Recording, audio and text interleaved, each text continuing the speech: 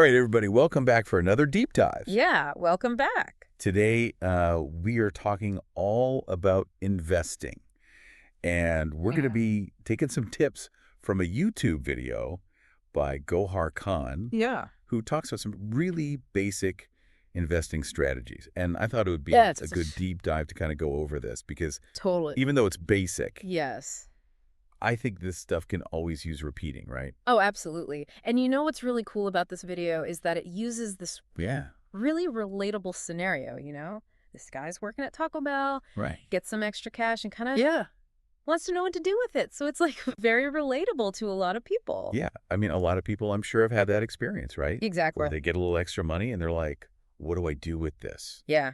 Do I invest it? Do I put it in a savings account? What do I do? Uh-huh. And so I like how he starts the video by, kind of setting up this scenario with a friend who's telling him how to invest the money, basically. Yes. Like, I figure out this way to time the market. Yeah, exactly. Yeah. Yeah, buy low, sell high, rinse, and repeat. Yeah. And like we see, it doesn't really... You'd think it'd be that easy, wouldn't you? Yeah, you would think so, right?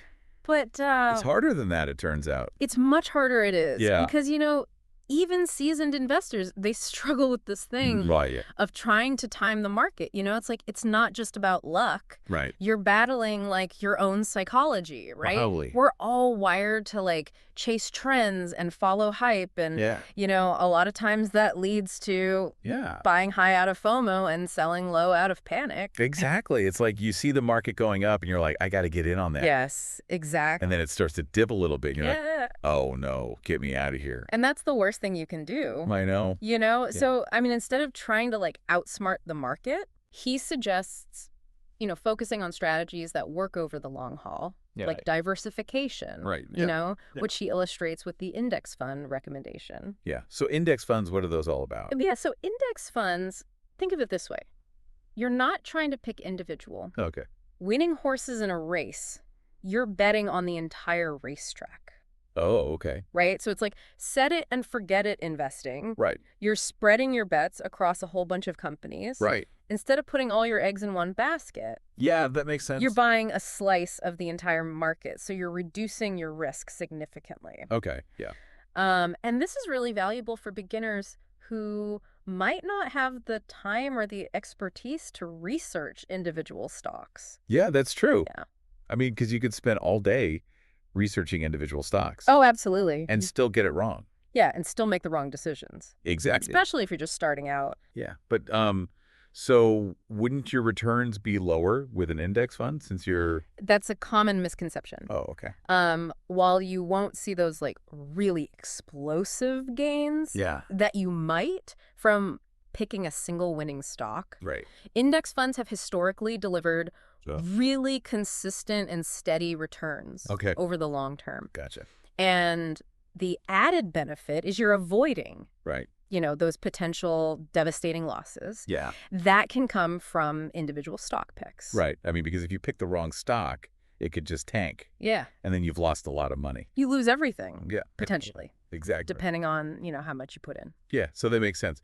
But the video also talks about high yield savings accounts. And I'm kind of curious, in this current economy, is that really... Yeah, that's a great question.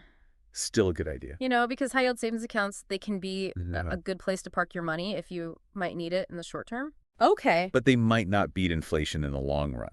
Gotcha. So, depending on your goals and risk tolerance, there's other things you might want to consider. Yeah, like what? Like bonds. Okay. Which offer a little more predictable returns than stocks. Right.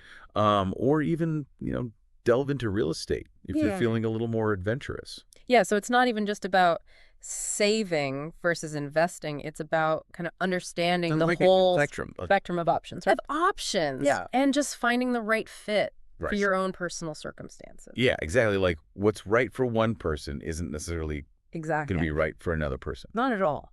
Yeah. Yeah, and I think that's a good point to end on. Yeah, I think so too. Because he talks about, only investing extra cash. Right. Which I think kind of begs the question, what is extra cash? Yes. What is that? Yeah, is that...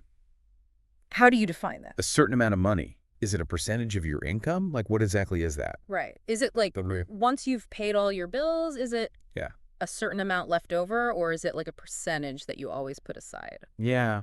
I think that's a good question for everyone to ask themselves. Yes, I agree. Before they even think about investing. I think that's a great takeaway for our listeners. All right, everybody. Thanks for tuning in to this deep dive. Yeah, thanks for joining us. Until next time. See ya. I'll see you then. Bye.